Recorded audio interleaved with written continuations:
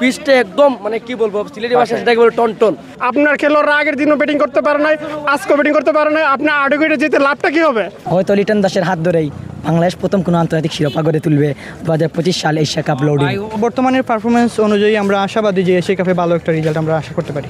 টানা 3 টি-20 সিরিজ জিতল বাংলাদেশ, যা বাংলাদেশ দলকে এশিয়া কাপে যাওয়ার আগে বাড়তি সাহস যোগাবে। ডাচদের বিপক্ষে সিলেটে টি-20 সিরিজ খেলছিল এশিয়া কাপের প্রস্তুতি হিসেবেই, যে প্রস্তুতি ভালোভাবে সেরে নিচ্ছেন লিটন তাসকিনরা।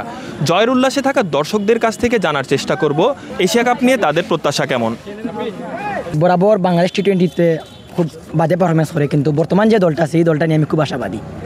হয়তো লিটন দাসের হাত ধরেই বাংলাদেশ প্রথম কোনো আন্তর্জাতিক শিরোপা গড়ে তুলবে 2025 সাল এশিয়া কাপ লড়ে। বর্তমানে বাংলাদেশের যে টিমটা রয়েছে এশিয়া কাপের জন্য মনে করি আমি যে ঠিক আছে, কারণ বর্তমানে যে আজকে আমরা যে ম্যাচটা দেখলাম, এই বলার pace attack, spin attack totally দুই সেক্টরেই কিন্তু ভালো করছে, এবং ব্যাটিংয়ে আমরা গতকালকে দেখলাম লিটন দাসের যে কামব্যাক 50 করেছেন 26 বলে। তো টোটালি বর্তমানের পারফরমেন্স অনুযায়ী আমরা আশাবাদী যে এশিয়া কাপে ভালো একটা রেজাল্ট আমরা আশা করতে পারি।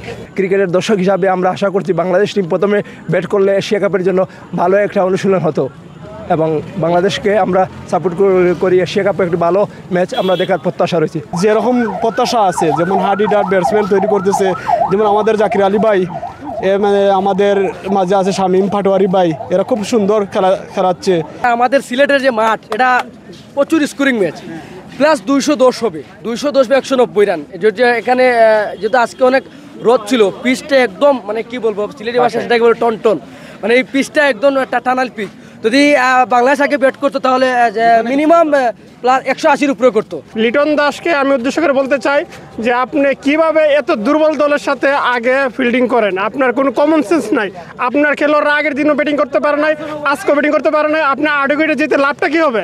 কি লাভটা হবে? আমরা কি বাছাই পর্ব খেলতেছি কারোর সাথে? আমরা তো বাছাই পর্ব খেলতেছি না, আমরা প্র্যাকটিস ম্যাচ খেলতেছি। আমরা সবাই মিলে ব্যাটিং করবো, রান করবো 200-250।